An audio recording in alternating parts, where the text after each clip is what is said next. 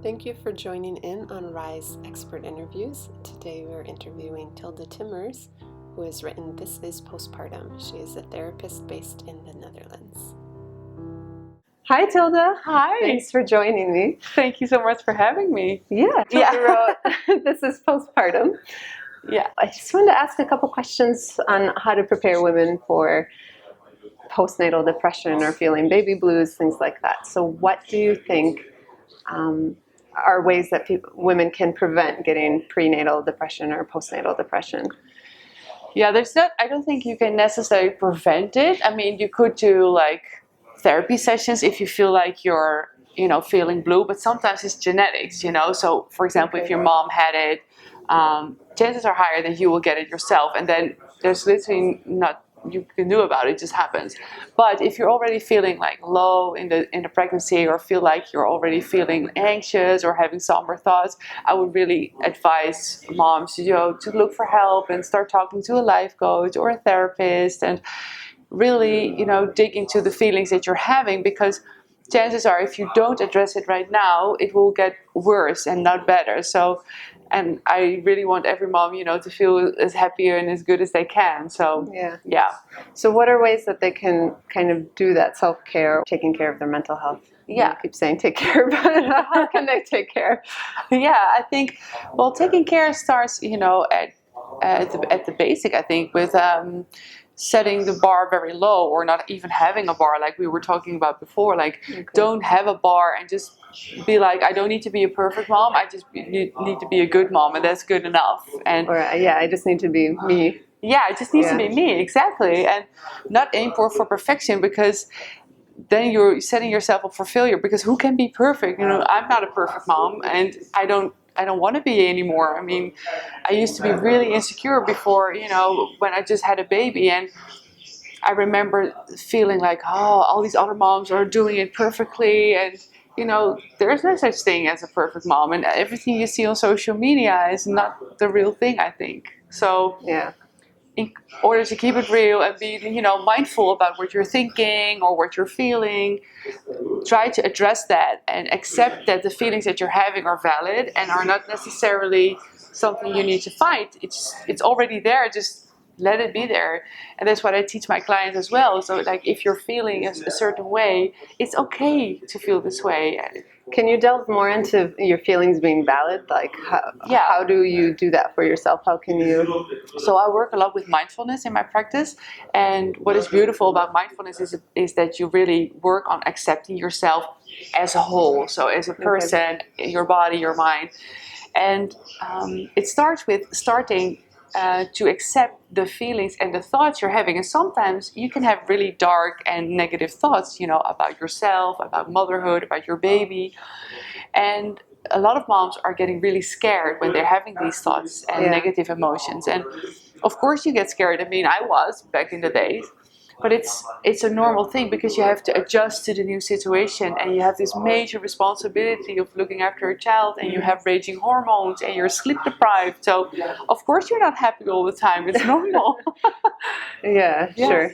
Yeah. Okay. So the sooner you start accepting the fact that you're not always super happy and super confident, then there becomes room in your mind for acceptance and, learning that you are doing fine. You just, it's learning every day. And if today didn't work out, then try again tomorrow. So a bit maybe of affirmations as well, like definitely. I'm good enough, or I'm great, and interesting. Yes, I work a lot with affirmations as well. Yeah. Okay. Yeah. Are there ways for people to recognize, like what are the symptoms for others to recognize that somebody they know might be struggling? There are so many symptoms, but I think the most common ones are like if a mom is not, wanting to talk, like is like even shutting her eyes the other way when you're talking to her. So not keeping that eye contact. Yeah, exactly, with you or the avoiding. baby. Yeah, avoiding eye contact. Also, not getting out of bed, not wanting to take care for the baby, but also the opposite, like being overprotective of the baby and not wanting other people to hold him or bathe him or even help her.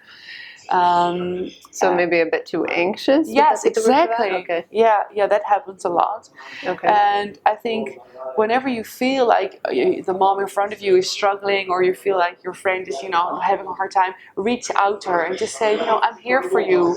Whatever you need, you can get it, and just listen without judgment. That's really important. Well, that's a good way to do it, to just say, I'm here. So this is, if you need anything, instead of, so you wouldn't necessarily want to address the issue head on. Like, how would you encourage? If you notice that moms would not open up to you because they're hesitant, because a lot of moms feel ashamed and guilty about the fact that they're not happy after the birth. So then you might have to, address it straight on. But some moms get really like this, standoffish. So then it's just enough to say, I'm here. And not giving a lot of unwanted or unasked advice, I think, because that happens a lot. Yeah, that happens. We were talking a lot about that these days, because a lot of moms get unsolicited advice. Yeah. And it makes you even more insecure. So if you see a mom in front of you, or your friend or your sister, and you think, oh, she's struggling, just ask, like, hey, what's going on? How can I help you? Okay, great. Is that the same for partners then too? Or? Definitely. Yeah, and men tend to be really about the solutions, so women just want to, be held and hugged and tell, everything's going to be fine, and men are like, okay, let's find a solution and we'll do this, and that is not always what, mom needs or wants. It's not as empathetic or compassionate. Yeah, and they mean well, the men mean well, but they're sometimes a little, clumsy in how they talk or act, I guess. Okay. Yeah. All right. How do you encourage mothers to seek extra support if you feel they might need to? I encourage to start talking to, a friend or your sister, and then you will find that other people like, oh yeah, my mom had it, or my niece had it, or a colleague went through the same, and then you will find recognition. So first of all, that's important to break that, lonely feeling moms often have, because they often feel like, oh, I'm the only mom feeling this way, which is not the case. And then if that doesn't help or isn't good enough, then I would strongly suggest talking to, a therapist, a life coach, or somebody you feel confident in that can help you and that you have a good feeling with. Okay. Yeah. So if the mother's not necessarily recognizing or not wanting to get that help, but you as the friend or the partner notice that she might need that extra support, how can you encourage her? Well, for example, when I was having postpartum depression, I remember my best friend called me at some point. It's like, you're saying you're doing fine, but I can tell you're not. So what is going on? She just broke the silence. And then I finally, felt the space to let it all out. And then I just told her everything. Yeah, crying over the phone, but at least I told someone. Was it a bit cathartic to kind of... Yeah. I'm still grateful for that moment, because she was literally the reason that I was in the psychologist's office like 2 weeks later. Otherwise, I don't know what would have happened. It was really bad. So you sometimes just need that extra support from a friend who says, I can tell you're not feeling well. Like, come on, what's going on? Do you feel it spirals worse than if you didn't have like that intervention? Definitely, yeah. Okay. Yeah, because I was really suicidal back then, and I was feeling really low, and I felt like, why am I feeling this way? I just had a baby. I must be the worst mom in the world for having these thoughts, And then she said to me, like, no, you're not. You're just struggling. This is not you. This is the depression talking. And when I made that click in my mind, like, oh, right, this isn't me. This is the depression. Then I started to feel a lot better. You could maybe disassociate from it slightly? Yeah, because I think a lot of moms that I see in my practice feel like they are the depression, and the depression is them. And then you feel like you are only that. But you're so much more than that, Yeah, it's an element or aspect that you're currently going through. Exactly. It's a phase and it will pass. Okay. Yeah. That's encouraging, I think. What are the top things that you wish women knew? I wish women knew that once you become a mom, your identity changes, and that's perfectly okay. You don't need to figure it all out at once. It's a process, and it will come to you at some point. Also, when you don't feel confident or feel like that whole new role as a mom doesn't come naturally to you, it's fine. You will get to that point, and you will feel like a mom at some point. Just give yourself time. Yeah. We were having a conversation the other day where, too, you feel like maybe a more confident mom during some phases and a less confident mom during some phases, and that's okay and that's normal, and give yourself a break, basically. Give yourself a break, exactly. Yeah. But at the end of the day, you're still the mom, and you're still that big influence, and you're still probably the greatest person for your child. Exactly. Yeah, your child looks at you and thinks, oh, this is my mommy, and I love her more than anything in the world. You know, your kid doesn't care if you're flawless or your house is spotless or that you're a perfect mom. No, kids just want to be loved. Yeah, you're perfect to them. So exactly. It's hard to remember that sometimes, though, I think, for everyone. Yeah. Interesting. So what inspired you to write this book? Or tell us more about the book as well. Yeah, my book is about, all the topics that nobody talks about, when you give birth, how your identity changes, when you want to have sex for the first time again, how your relationships is under pressure and how to deal with that. But also self-care, and not aiming for perfection or that you need to fit into your skinny jeans after 6 weeks, because who can and who cares, It's about feeling well from the inside and growing into that role as a mother. It's a transitional period, really. Yeah, exactly. And my book is about, debunking that whole perfect mother conspiracy, because I don't think that conspiracy should even be there, It's interesting that you name it that, even. Yeah. It's a conspiracy. Yeah, sort of, yeah. Who's putting this out there? I don't know. Yeah, somebody started it. I'm trying to get rid of it as much as I can. Yeah. So tell us about who it's for, what the inspiration was behind it. Yeah, so I wrote the book because I went through postpartum depression myself, and I felt like there wasn't a book like this out there. So my book is not just about postpartum depression, but it's about supporting women. So I think, whether you're thinking of getting pregnant or you're already pregnant or just have given birth, I think my book is for all these women. Mm-hmm. Because it's, you find recognition because you read stories of other moms and you read my mom truth, and it's honest, but it's also with a sense of humor, because I think that's important with topics like this. Yeah, definitely. And you wrote it for everyone. Yeah, also for dads, because dads are also struggling, Mm-hmm. Yeah. How can you is there a way to support the dad, and what do they go through if a woman does have pre or postnatal depression? Is there some way to? Yeah, I think dads need to be, checked on as well. Like, hey, dad, how are you handling all of this? Because most attention goes to the mom, Mm-hmm. And I feel like dads also can spiral into postpartum depression. And when that happens, and I see them in my practice, they feel really guilty about the fact, like, I didn't carry the baby, I didn't give birth to the baby, I don't have hormonal changes, or not like the same hormonal changes. Yeah. How did this happen? And I don't want to complain because my wife did all the hard work.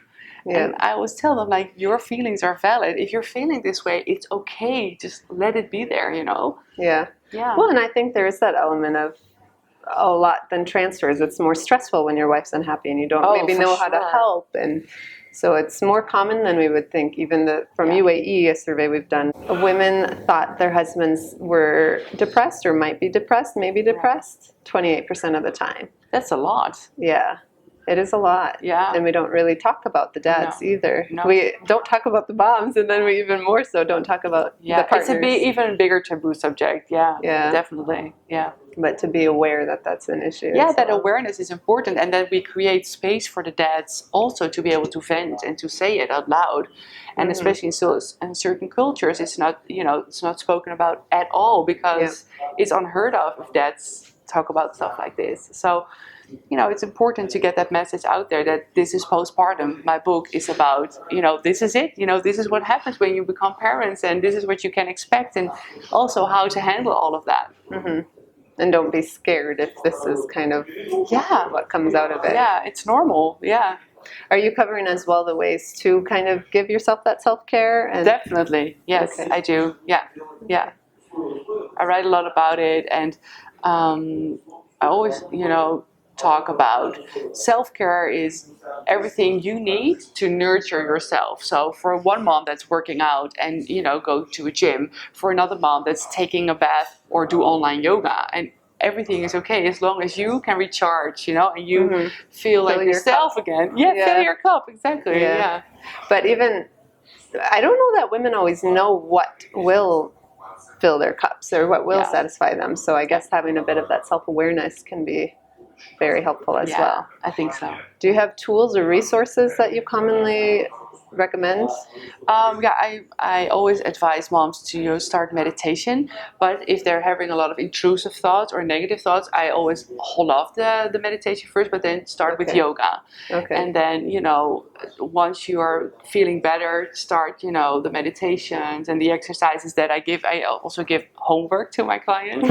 Yeah, because I don't want them to depend on me, I want them to get the confidence that they can do it themselves.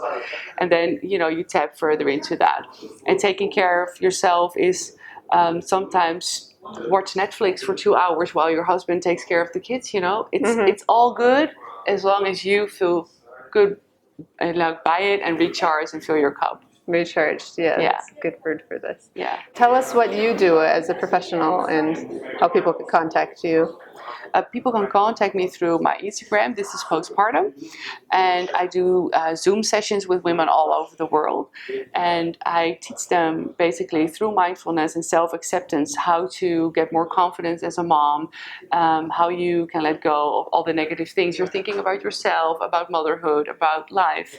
And then you see moms, flourish like, oh, I can do this. And they get more confident like, oh, I am a good mom, and it's wonderful to see, honestly. I feel so incredibly grateful that I'm able to do this. Do you find that sessions decrease over time, or is there some set of sessions, like usually people take so many sessions, or is it really dependent on each?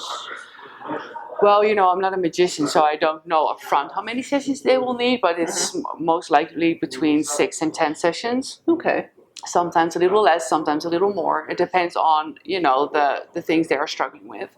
And then in the end, it decreases, exactly. So then they know I can do it, and then they do a follow-up, and then mostly they just say, okay, I'm okay now, and then we say goodbye. Yeah. Okay. Do you find that the biggest thing that happens through that period is building confidence or building happiness, or what is the It's so diverse. I could not give one answer to that. No. Okay. No. Oh, interesting. Yeah. Okay. Well, great. Thanks so much for joining us. Thank you so much for having me. Is there anything else you wanted to share? Yeah, if you're watching this and you're feeling low during your pregnancy or after giving birth, please contact me at This Is Postpartum on my Instagram, and I will help you through this. I mean, you don't have to do this alone. And you're not alone. Exactly, and you're not alone. Yeah. Great. Thank you. Thank you.